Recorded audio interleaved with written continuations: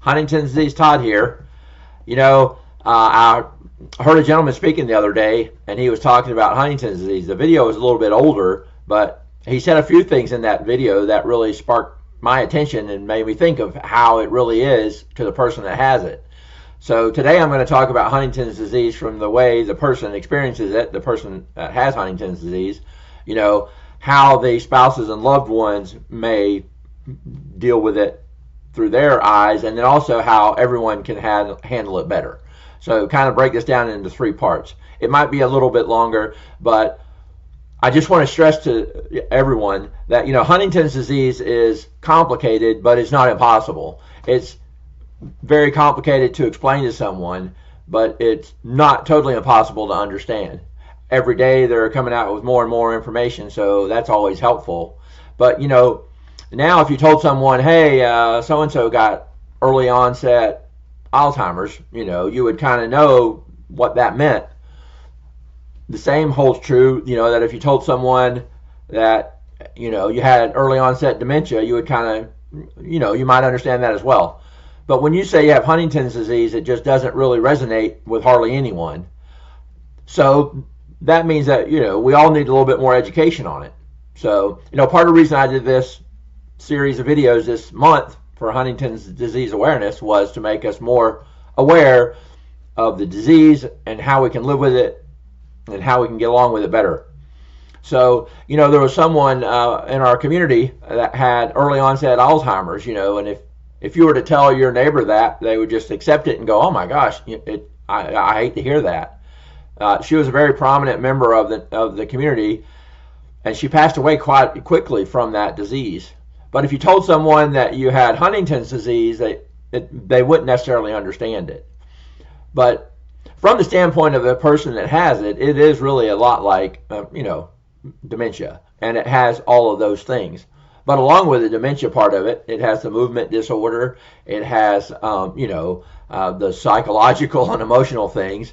You get a whole bag full of things when you get Huntington's disease. So as a person that has it, we are no more capable of changing how we act than the man in the moon. Therefore, as the person that has it,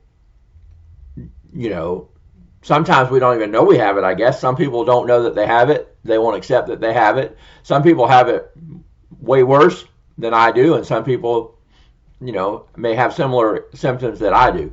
But what the thing is that the person that has it, they really aren't capable of changing the way they are. So once the brain starts going, all things can change. All things could change overnight. Some things could be different.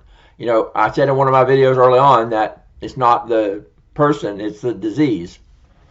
So knowing that Huntington's disease is going to treat me just the way it is. I'm going to have to deal with it and live with it and handle it the way it is. But I'm not going to be overly concerned about how it affects you. And I'm just sorry to say that, but that's the way it is. It's a very unforgiving disease in that respect. I read a book early on in my life, and it was called How to Win Friends and Influence People. It was written by Dale Carnegie. I actually even took a couple of Dale Carnegie courses. I don't have that same ability anymore. So it's going to become more on you to learn how to, understand me and live with me better. So that goes into the second part of this, which is how do we as spouses and loved ones deal with the person's condition better.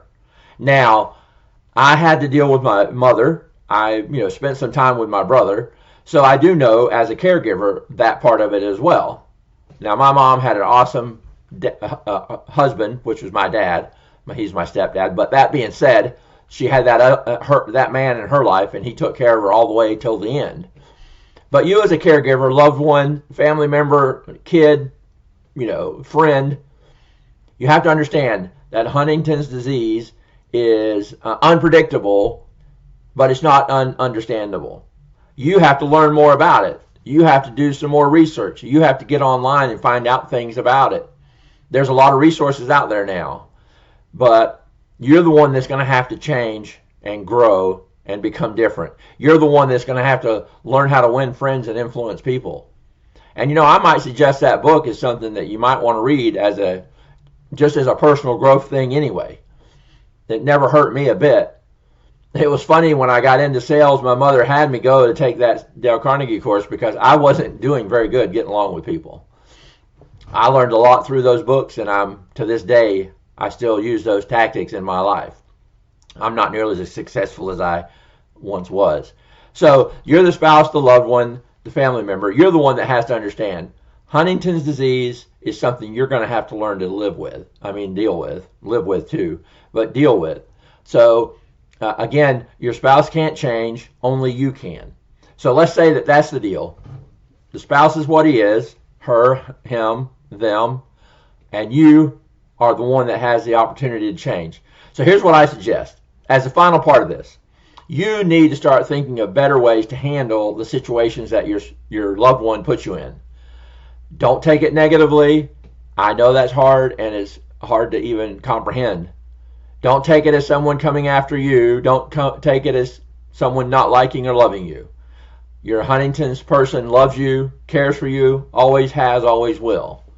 Our ability to express that gets worse. So you, as the person that's in the life, you're going to have to change you. Sometimes that may mean walking out of the room. Sometimes that may mean, calling and talking to a friend. Sometimes that may mean expressing it on a chat board on Facebook or on whatever groups that you're involved with. It also may even require some, times counseling even. But the bottom line is Huntington's disease is like dementia. That's the best way that I can say that we could describe it. And being that it's like dementia, you would never go and say, hey, my dementia patient did this today. Do you think that's directed at me? No, you would just say that's a dementia patient. That's how they act. So with Huntington's, I guess we all need to just take a step back and start acting a little bit more like that. That there's nothing I can do to change. I wish I could, and I would in a minute. But my brain's not working that way anymore. So this is Huntington's disease, Todd. I know this is a little bit heavy, but the bottom line is, in order to get better along in the house with a Huntington's person, you're just going to have to learn how to accept things as not being against you, and also get all the information and knowledge that you can. There's a lot of it out there. Go online.